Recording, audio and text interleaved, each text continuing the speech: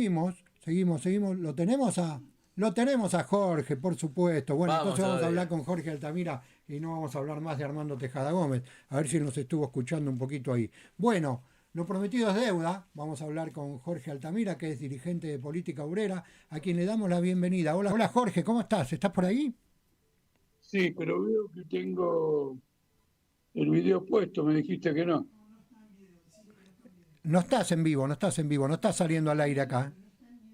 Ah, bueno, muy bien. No estás saliendo en video, estás saliendo por teléfono solamente.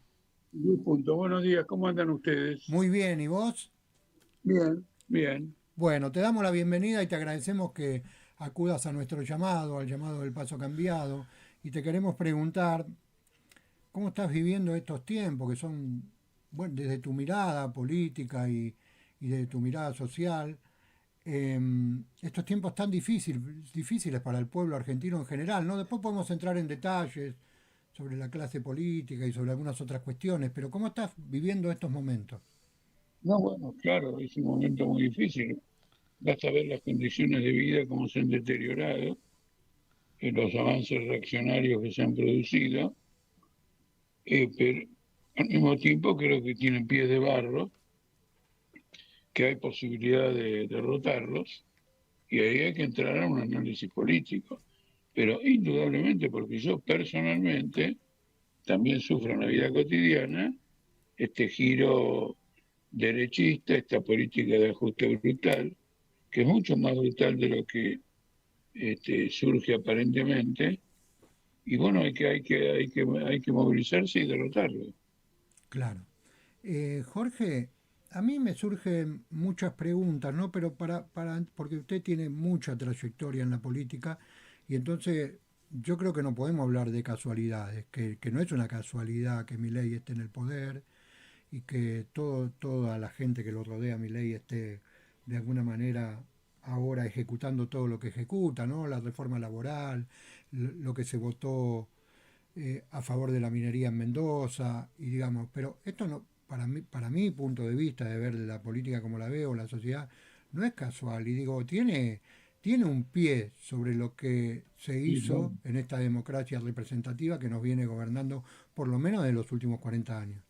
¿Cómo lo ve bueno, en usted? el mundo en general hay un colapso del sistema democrático. Para manifestarlo con más claridad, Sí, no digo que sea más duro que nosotros, pero más claridad es el caso de Estados Unidos. En Estados Unidos se ha desparramado la Guardia Nacional, sí, invaden la fábrica, los lugares de trabajo, las viviendas, persiguen a las personas para expulsarlas del país.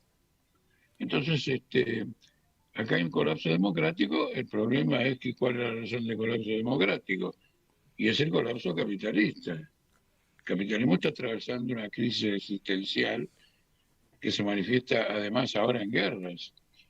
Fíjate una cosa muy elemental, ha quedado abolido el derecho internacional. Ninguna potencia se ajusta a las prerrogativas de los tratados que han firmado, porque de acuerdo a las prerrogativas ni Trump puede poner aranceles más allá de los acuerdos de la Organización Mundial de Comercio, ni puede bombardear Irán, ni Israel puede hacer un genocidio contra el pueblo palestino. Es decir, acá hay que ver el carácter explosivo del problema, porque si solamente vemos el perjuicio que nos causa, no nos damos cuenta del colapso de un sistema. Entonces, ¿cómo lo vamos a combatir? Por claro, ejemplo, ellos dan una apariencia de fuerza, pero el colapso del sistema político no es una expresión de fuerza. Va a tener otros episodios mucho más graves que va a llevar a la gente a movilizarse por terminarlo. Entonces, este es mi enfoque de conjunto. Este es, digamos, la gran contradicción, es decir, el sufrimiento que hay, pero en la clase obrera eso ya se va divirtiendo. Les quiero señalar varias cosas, por ejemplo, una lista antiburocrática ganó en el sindicato del puerto de Rosario, luego de una gran huelga portuaria que hicieron. No es que ganó con un procedimiento administrativo. claro, Hay grandes asambleas, que anuncian grandes luchas en el sistema de transporte de colectivo. claro.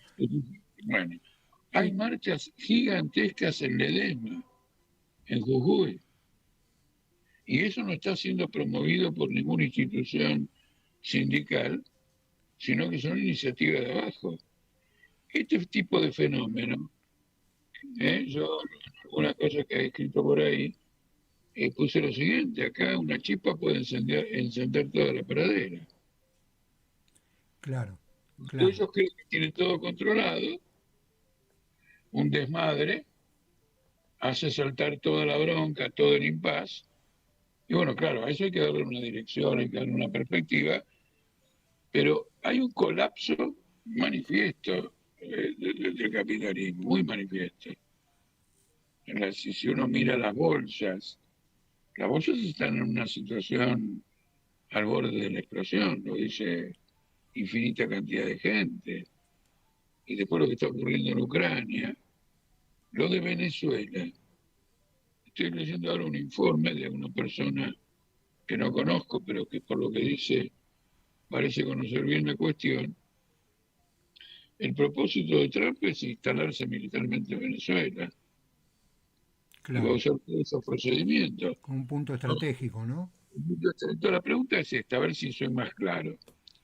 Si yo domino, bueno, si una persona, un régimen, una clase, domina las otras clases con el beneplácito de esas clases, votando, este, usando los medios de prensa y todo lo demás, ¿eso no es mejor que tener que mandar las tropas a cada lugar para imponer un disciplinamiento de los trabajadores?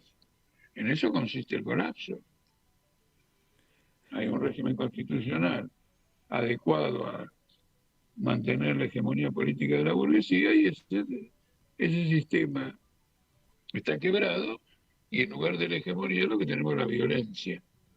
Porque permitime que te diga que esta reforma laboral no creo que se haya entendido bien.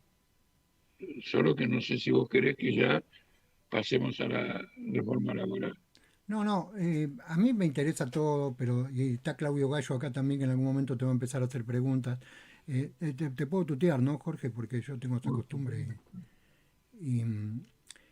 Lo que digo es que está muy claro, como vos lo explicás, em, pero a mí me traslada un poco más a lo cotidiano, ¿no? Digamos, acá hubo muchas fuerzas autoconvocadas que se corrieron de los mandatos sindicales de alguna forma, sobre todo, no sé, en la salud, en la educación, en muchos lugares hay muchas fuerzas autoconvocadas que ya no registran o que siguen peleando desde las bases y no respetan a los sindicatos, porque los sindicatos se han entregado por completo. Pero así todo, a mí me da la sensación, Jorge, que uno no es que sea pesimista o no, o qué, pero digo, que no alcanza, hay algo que falta, hay algo que no nos permite seguir creciendo y para mí es el control este que ejercen aquellos que se prestan el poder. Porque yo quiero ser claro con la pregunta, hoy está Milei, pero antes tuvieron Alberto Fernández y antes tuvo los que decían que habían ganado una década y también de alguna manera desplazaron gente, persiguieron y de alguna manera dejaron a un montón de gente colgada del mapa, digamos. Todos juegan No, para el mismo equipo, todos juegan para el capitalismo, ninguno patea el tablero. no, yo coincido, pero yo coincido con lo que decís indudablemente. El último gobierno de Alberto y Cristina Fernández fue lo más calamitoso que vi en toda mi vida, porque dos personajes, pero particularmente Cristina, estuvieron 2 años sin gobernar, siendo presidente y vice, se tomaron 2 años de vacaciones, no tenían la más puta idea de cómo enfrentar el Claro, derrumbe claro. y le jugaron la puesta a Massa. Le dijeron, mirá, intentalo vos. Si te va bien, capaz que te eligen. Y si te va mal, nos vamos toda la mierda. Es decir, el colapso del peronismo, en el caso de Argentina, no el de Bélgica, en el caso de Argentina, es el colapso de la estructura política fundamental de control. De control lo digo porque por las buenas o las malas siempre ha sido de control. A veces traicionando abiertamente con Menem y otras veces no, pero de todos modos participando de un juego que tenía por objetivo mantener a los obreros en una jaula. Acá esto que te digo de la jaula, lo digo porque una obrera, en una actividad que hice, me dice, mira Jorge, ¿sabes lo que pasa? Nos metieron en una jaula y tiraron la llave. Y me explotó la cabeza. Claro. Me explotó la cabeza porque no me lo dijo nadie de filosofía y letras, de una gran fábrica de la República Argentina, una obrera. Es decir, cómo captó en una imagen, digamos, tan poderosas. Pero, ¿qué ocurre? El problema es el ángulo que nos tenemos que colocar. El ángulo es el desafío. Es decir, uno se tiene que levantar a la mañana, lo digo en un sentido genérico, ¿eh? Sí, Se tiene que levantar a la semana y decir lo siguiente, ¿cómo encaro el desafío hoy? ¿Cómo le pego? ¿Cómo organizo? ¿Cómo profundizo? Y lo del puerto de Rosario es importante porque la huelga fue brutalmente traicionada, una huelga que podía ganar, y se mantuvo viva en la conciencia de los trabajadores, y ahora tenemos una nueva dirección, que fue la gente, los compañeros que dirigieron aquella huelga. ¿No es cierto? Entonces, comprendiendo el dolor y el sufrimiento, y yo particularmente te digo que probablemente sea excesivamente sensible a eso, yo me coloco desde el punto de vista del desafío, el desafío político. Acá hay un colapso extraordinario, no es argentino, sino es mundial, pongámoslo en perspectiva. Tenemos un presidente que objetivamente es un genocida, porque apoyó en la matanza de palestinos y la sigue apoyando, sí, y defiende todo eso. Apoya la invasión a Venezuela, suponiendo que hubiera una invasión, pero en todo caso una agresión militar, y bueno, hay que hacer un trabajo político. Ahora, desde otra perspectiva, no desde la perspectiva peronista, que es volver al statu quo anterior. ¿Se entiende o no? sí, Porque sí, el perfectamente, peronismo, perfectamente. objetivamente, no te doy el nombre de nadie, vale para todos. No, no, seguro. El peronismo vive mirando el retrovisor. ¿Se entiende? No va a volver al 45. Y tampoco va a volver a esa fantasía que hubo en el 2004, 2005, que después de la ruina que provocó la caída de la convertibilidad, levantó salarios por circunstancias económicas, además muy propicias, a niveles nada importantes. Pero el contraste con lo anterior provocó un entusiasmo, etcétera. Es decir, están mirando por el retrovisor. Colapso del capitalismo, colapso de la democracia, tenemos que ir a la democracia, tenemos que ir al capitalismo. No, tenemos que abrir otra perspectiva. Porque si la clase obrera se encarga de terminar con esta porquería, no se va a quedar en los límites del capitalismo. Claro. Y las fracturas del sistema son visibles, pero cuando alguien carga demasiado el tema del sufrimiento, del ajuste y todo lo demás, a veces no lo ve. Las colocaciones de deuda que hace Caputo son síntomas de un colapso. Eso no se mantiene en el tiempo. Claro. El choque de este Chin, no con China y con los tubos chinos, es un error de análisis. El choque de este Chin con Bulgerani que los compró a China. Bulgerani no es un chino. Bulgerani como este China y la Policía Nacional. Claro. Significa que la tentativa de vaca muerta no va. Jorge, acá al lado mío está Claudio Gallo que te quiere hacer algunas preguntas. Bueno, Hola Jorge, buenos días o ¿qué buenas tal? tardes, ya es de tarde. Gracias, entre otras cosas, por acudir a nuestro llamado. Yo estaba escuchando atentamente lo que vos contás, lo que vos decís, esto del colapso del capitalismo y del colapso del peronismo como dique de contención de los trabajadores, etcétera. Ahora, a mí me parece que hay un dique de contención que está avalado y organizado por toda la burguesía de nuestro país, que son los procesos electorales, ¿no? porque hay muchos compañeros y muchas compañeras, y podríamos hablar de miles o de centenares de miles, que se pasan luchando durante años y años en los hospitales, en las fábricas, etcétera, etcétera, y después todo eso se vuelca en un proceso electoral, ¿no? Eh, y no cambia nada.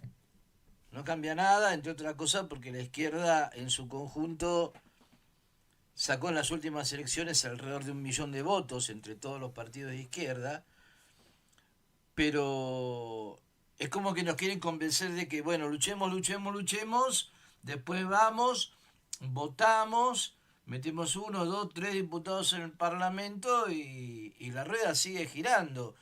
No, ¿No hay a mí otra no, salida que no a mí sea no me interesa. electoral? Los 3 diputados del Parlamento son un tema del FITU, Ujú, no es un tema de nosotros. correcto. Yo he sido parlamentario y te cuento una anécdota. Cuando terminó el mandato, hubo una sesión y la derecha pronunció un discurso de clausura, porque era la última sesión. La derecha pronunció un discurso denunciando que yo había hecho un trabajo subversivo en el aparato del Estado. Así que pueden entrar ahí a la legislatura, ¿cómo se llama este tipo? Crespo Campo. Y había una diputada al lado mío, peronista, me dice: Jorge, ¿le vas a contestar? Le digo: no, esto es un saludo, Claro. esto es un homenaje, porque yo nunca hice un proyecto de ley ni una iniciativa que previamente no hubiera discutido con el sector obrero correspondiente, y además hice denuncias políticas severas y he tenido hasta debates, a ver de cuánto, de 10 horas, de las 3 de la tarde hasta la 1 de la mañana, en oposición al conjunto de todos los bloques, y a la 1 de la mañana gané por unanimidad. Ujú. Entonces, el trabajo parlamentario es auxiliar de otro trabajo. La gran ventaja del parlamentarismo para la izquierda es la posibilidad que le da de desarrollar una conciencia política, un instrumento adicional para desarrollar una conciencia política. Cuando eso se abandona, cuando no hay una fuerte agitación antiparlamentaria, no se denuncian todas las porquerías, no se llama permanentemente a enfrentarlas y se traza una línea estratégica de acumulación de bancas, que como son 252, a lo mejor un bisnieto mío llegue a tener mayoría, ¿se entiende? Sí. No tiene ningún sentido. Entonces son dos políticas diferentes. Esto es internacional.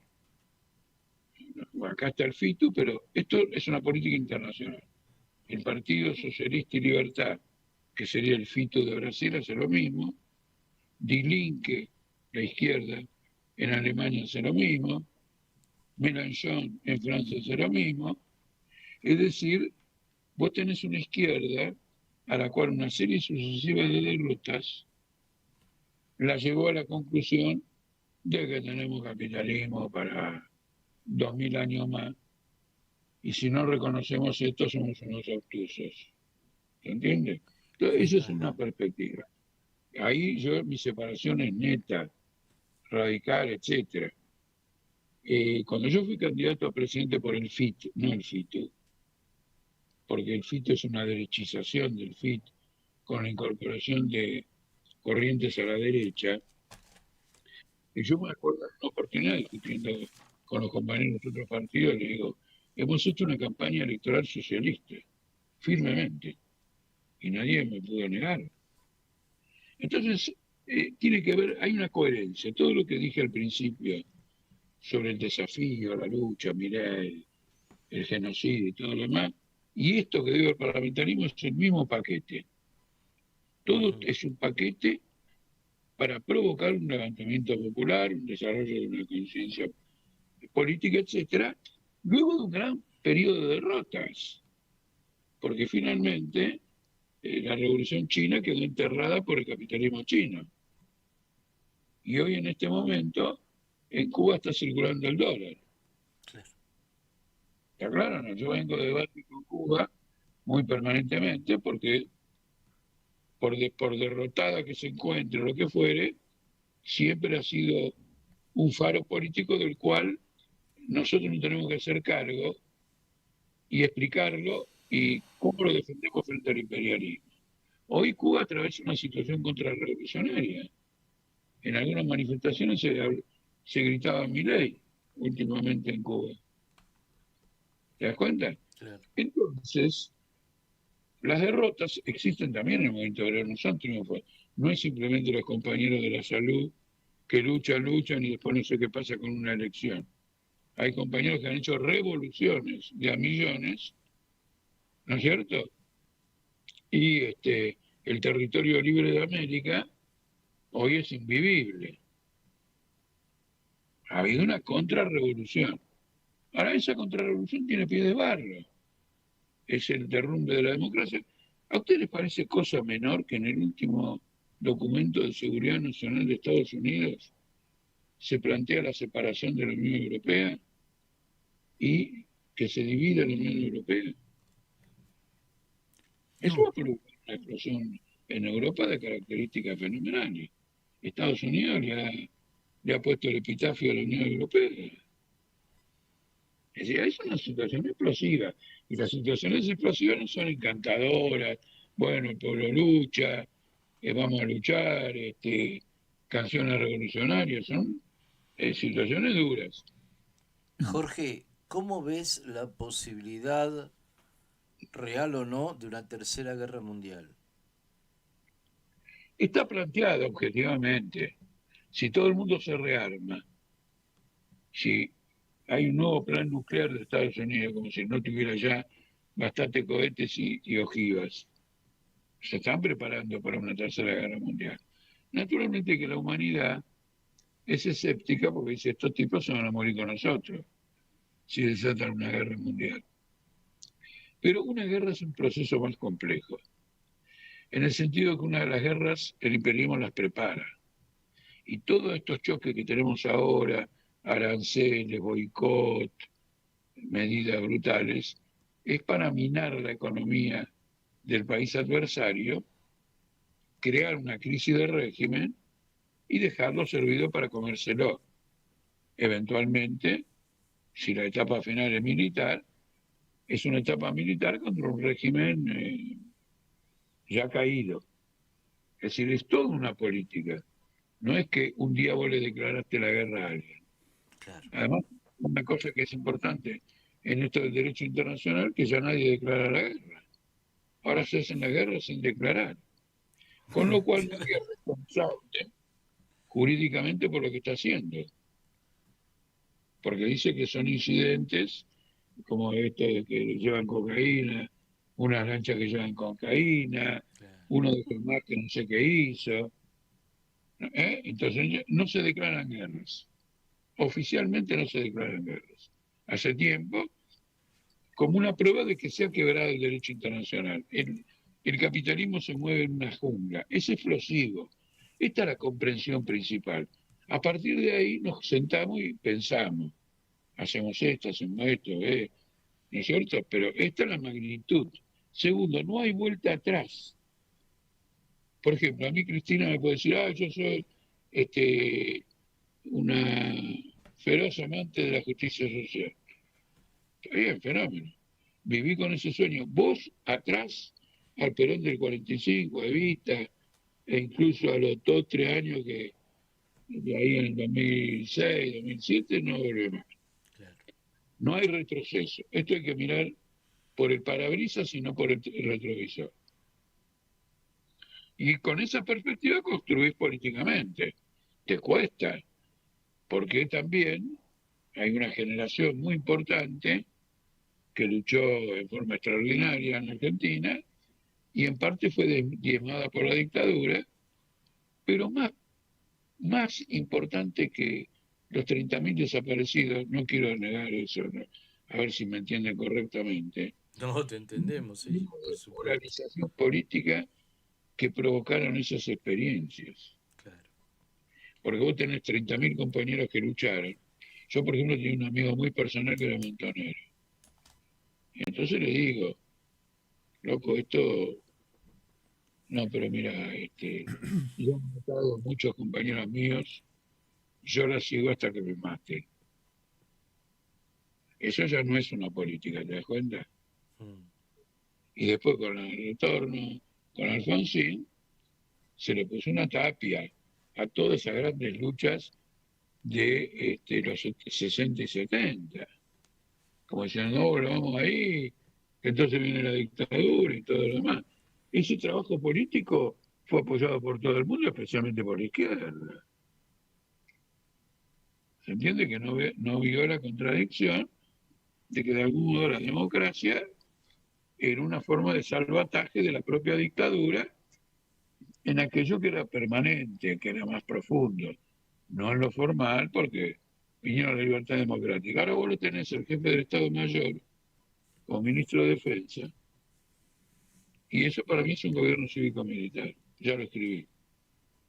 Claro, claro, Un militar en actividad, el jefe del ejército, si está en el Ministerio de Defensa, forma parte del gobierno. claro, bien. Entonces el ejército argentino es el ejército del gobierno, no de la República Argentina. ¿Y cuál puede ser la perspectiva de desarrollo de este anarcocapitalismo que estamos padeciendo hoy? ¿Cuáles son los objetivos finales para vos? No, los objetivos finales, en primer lugar, son la expresión de algo, porque hay una tendencia a adjudicarle al enemigo una cierta sabiduría en sus intenciones. Pero yo te voy a dar un ejemplo muy concreto. En febrero de 2022, Biden pronunció un discurso en la frontera con Ucrania diciendo el objetivo de esta guerra es llegar a Moscú. Claro. Ajá. Con lo cual era la guerra de la OTAN contra Rusia y el objetivo el desmembramiento de Rusia. Ahora está Trump pidiendo por favor que entreguen toda la costa del Mar Negro a los rusos Claro. para parar la guerra. Uno de los errores de análisis, especialmente en la izquierda, pero en general porque tiene que ver con la academia, con la forma en que se estudia, es caracterizar las cosas por lo que los protagonistas dicen de ellas. Ujú. ¿Se entiende? Y no por un análisis objetivo de lo que está ocurriendo en la profundidad del proceso económico, social, histórico. Entonces, por ejemplo, este contraste, 4 años después, ahora se cumple en febrero 4 años de la guerra, de ir a Moscú, ahora se están rajando todo y se quebró la alianza entre Estados Unidos y la Unión Europea. Claro, ¿Quién apostó a eso? claro. ¿Dónde estuvo ese análisis? ¿Quién lo vio? Cuando nosotros esto estalló, nosotros dijimos que hay una ruptura entre la Unión Europea y Estados Unidos, porque Estados Unidos obligó a Europa a dejar de comprar gas ruso. Y el gas ruso, ¿no es cierto?, es un 80% más barato que el gas que están usando ahora. Dejaron de comprar el gas ruso, y la industria alemana se vino abajo. Hoy Alemania es un país en proceso de desindustrialización. Mirá qué geniales. Geniales los tipos. Gobiernan en Alemania, quieren beneficiar al capitalismo alemán bajo la presión norteamericana que quiere vender gas licuado. Rompen los gasoductos ya construidos. Claro. Dos grandes gasoductos bajo el Báltico, 4.000 millones de dólares entre los dos. Y quiebran a su propia industria. Y la industria alemana, puesta ante ese desafío, dice, vamos a crecer por la vía armamentista. No, Sí, claro. no es Bayer, no es Volkswagen, no es Mercedes-Benz, es Rheinmetall, la gran fabricante de armas de Alemania. Parece un capitalismo suicida, ¿no? Parece como que si estuvieran pegando un tiro en la cabeza. Es que hay una cosa que es, como te digo, estructural, como nosotros mismos, como te publica, nosotros mismos vivimos de esa manera. Es que es un régimen con contradicciones profundas. No puede evitar esas contradicciones. En el afán del lucro, dominación, acumulación de capital, entra una serie de contradicciones. ¿eh? Por ejemplo, para decirte una grosera, de golpe de un negocio invierte hasta la coronilla y cuando termina de invertir y todavía no ganó nada, descubre que el mercado se cayó. Claro. No puedes saberlo antes. Y no te estoy hablando teóricamente.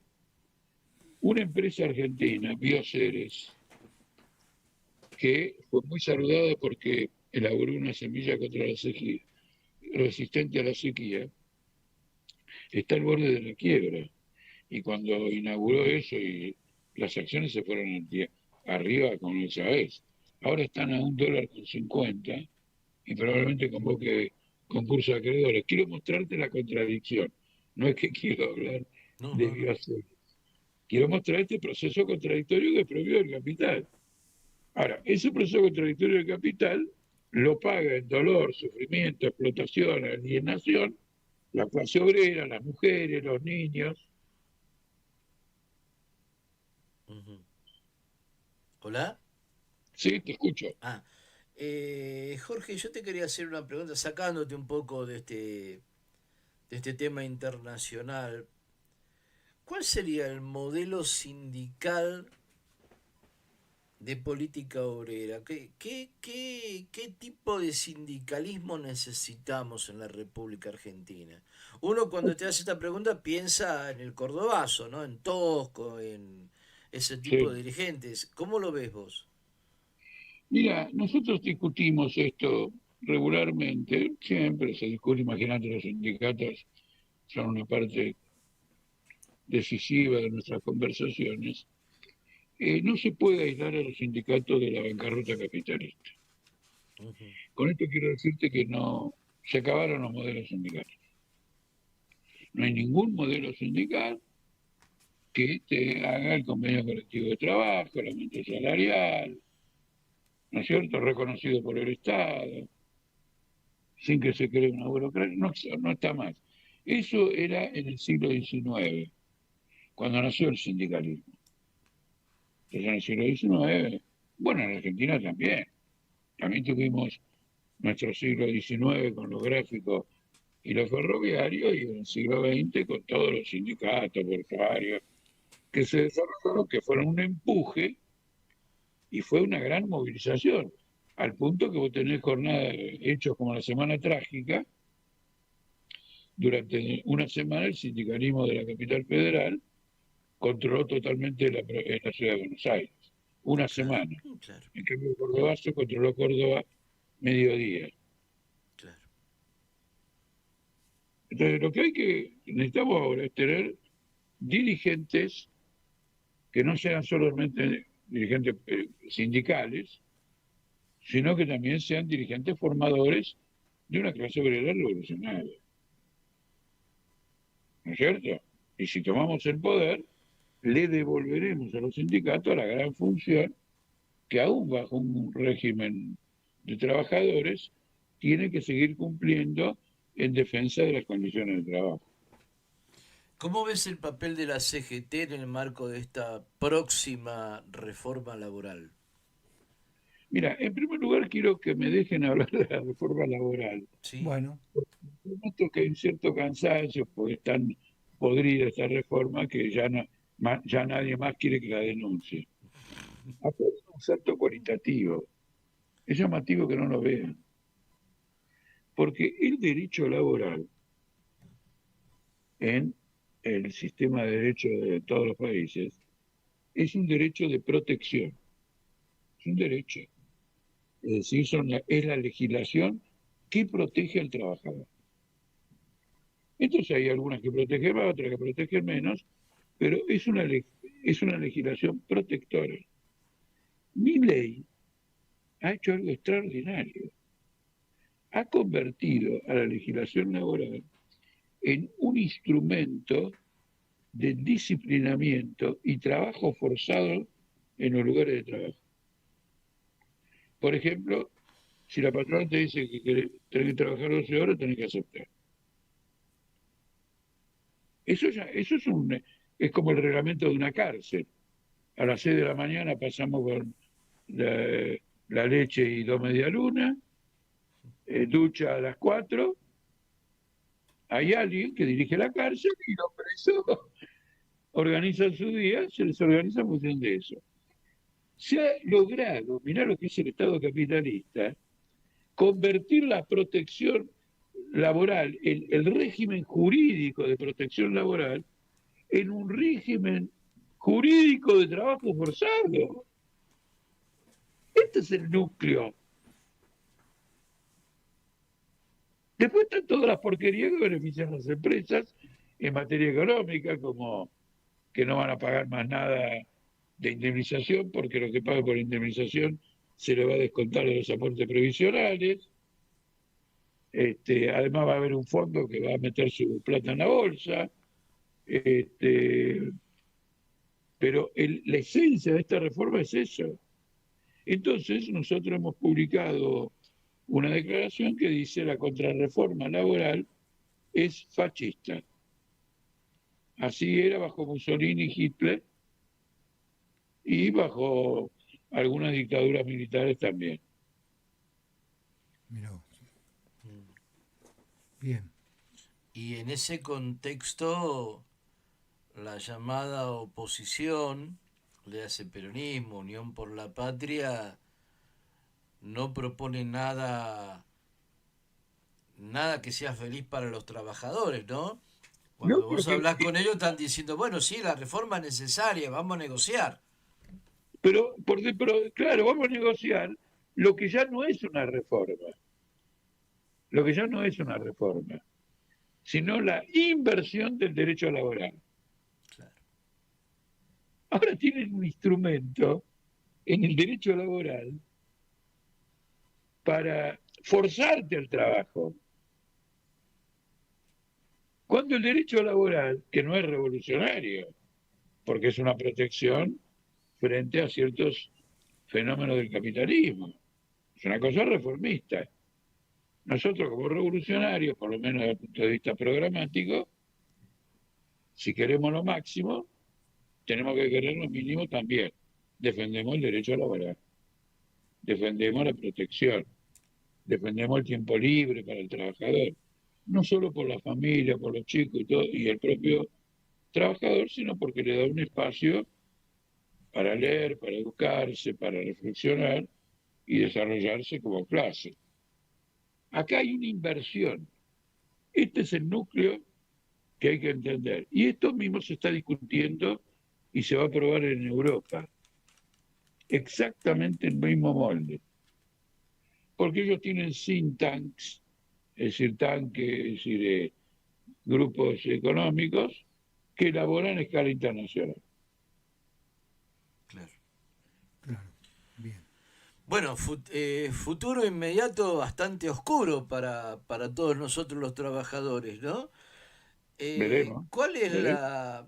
cuál es la perspectiva de política obrera en todo esto? Hoy están cortando la ruta los trabajadores de FATE. Claro, Hace mucho que no lo hacían. sí, sí, Y el amedrentamiento en FATE llegó a niveles muy grandes por la pasividad de la dirección del sindicato. claro. A pesar de eso, hoy hay un corte de ruta. Claro. Ledesma, los colectivos de la provincia de Buenos Aires, grandísimas asambleas, con debates excepcionales, compañeros, los obreros tomando la palabra y todos diciendo alguna cosa importante para que se gane la lucha. Yo voy mirando eso. Mira, te lo simplifico de la siguiente manera. En Polonia, ya bajo el régimen anterior, estaban más endeudados con el FMI que Argentina. Ya eran una colonia, bajo el nombre del comunismo, era una colonia del Fondo Monetario Internacional y como era una colonia, el régimen aplicó un programa de austeridad. Claro. Estalló una huelga en un astillero. Fue la burocracia del Partido Comunista a frenarla. Y ya lo estaba logrando hasta que algunos obreros despedidos se subieron por las paredes, entraron a la fábrica y chocaron con la burocracia. 24 horas después, o 48, Polonia estaba parada. La bronca acumulada estalla de golpe. Más acumulamos, más penamos porque no hay una reacción, más violenta es la reacción, Claro, más enérgica, más dura.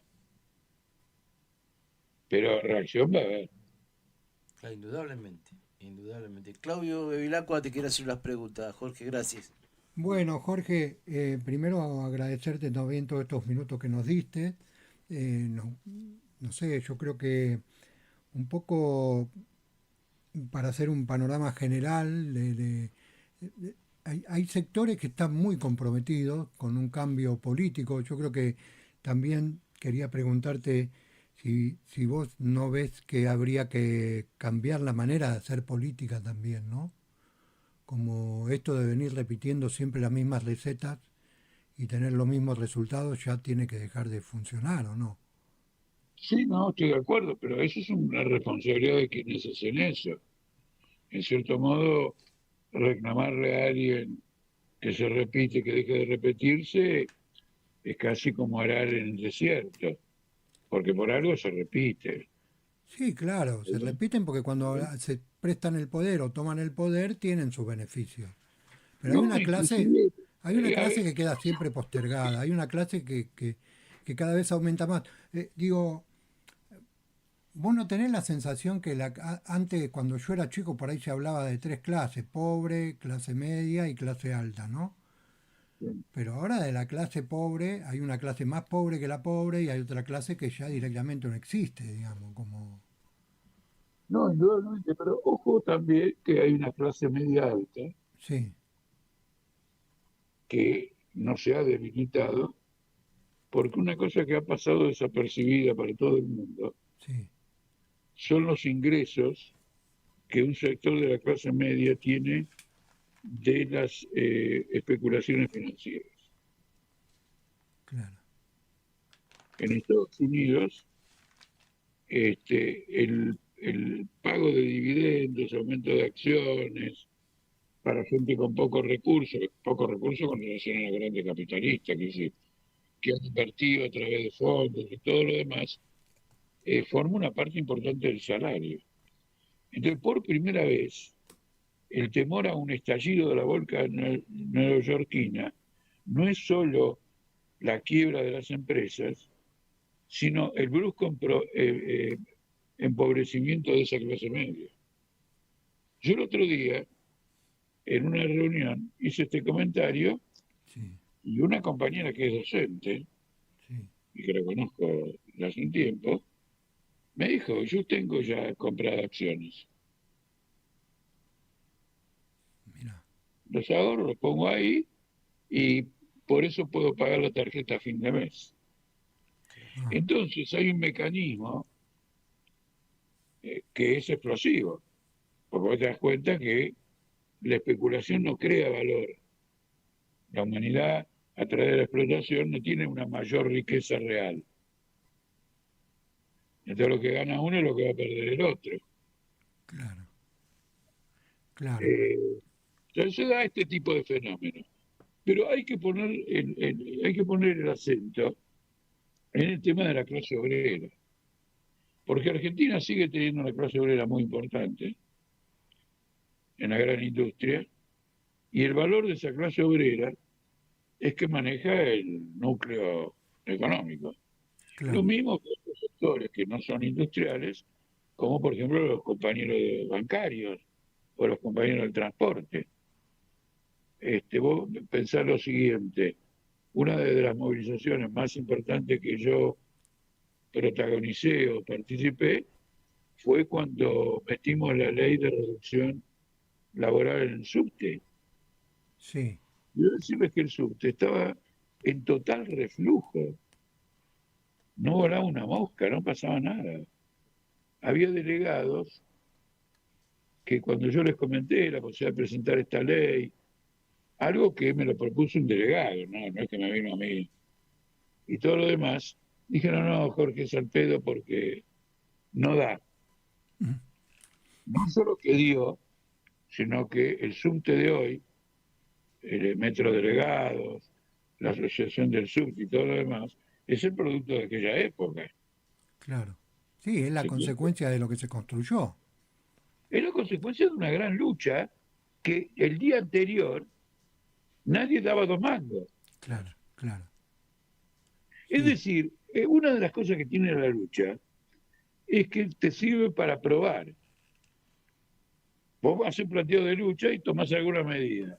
sí, Y te das cuenta que no cuajaron. Eso es muy útil porque te hace reflexionar. Pero claro, si vos no luchás, no podés tomarle el pulso a nadie, ni la temperatura a nadie, ni nada a nadie. claro. Entonces seguís divagando sobre lo mal que estamos todos, ¿no es cierto? Claro, Entonces, sí, esta postura es una postura de principio. Uno lucha no por razones doctrinarias, sino que gracias a que lucha, quiere profundizar las cuestiones doctrinarias para mejorar la lucha. claro, claro.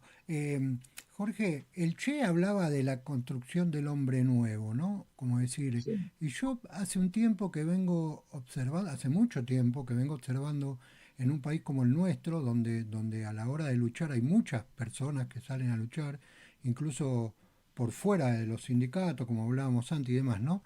Pero también hay un montón de gente o sindicatos o fuerzas que luchan hasta lograr un objetivo, que es el que les interesa a ellos, y una vez que lo logran ya su lucha terminó. Y entonces hay como una cuestión ahí que el resto de la clase o el resto de la clase obrera, el resto de las luchas dejan de importar. ¿Cómo ves esta cuestión ahí? Bueno, esos son los límites de cualquier organización parcial. Es decir, un sindicato, una organización de mujeres, luchan, se movilizan. Por ejemplo, una gran conquista, y esto no fue una lucha menor, fue una lucha gigantesca, de las mujeres en la conquista del derecho al aborto. Sí, Ahora, Milei la va a cuestionar porque al privatizar todo el sistema de salud y al bajar línea de no acceder al pedido de una mujer de primera, va a anular en la práctica el derecho al aborto. Entonces, el movimiento de la mujer, ¿qué significa? Que llegó a un punto y dijo, ay, ya está, no sigo. Son los límites dentro del régimen capitalista. A mí me llama la atención, poca gente sabe, esto es lo que me llama la atención, que la gente no lo sepa. El derecho al aborto, Lenin y Trotsky, ¿cuánto demoraron en dictarlo después de la toma del poder? Y y la legalidad de la homosexualidad. sí, Cuatro, no, claro. De hecho, cuatro, irrestricto y total. ¿Y en dónde lo hicieron? En un país completamente oscurantista, que tenía 110 millones de campesinos siervos. ¿Eh? claro, La palabra aborto la pronunciabas y te degollaban. claro. Bien, Entonces quiere decir que todo depende de un programa, de una lucha, y de verificar en la lucha la corrección, la madurez, la insuficiencia todavía de ciertos planteos. Eso es un trabajo político.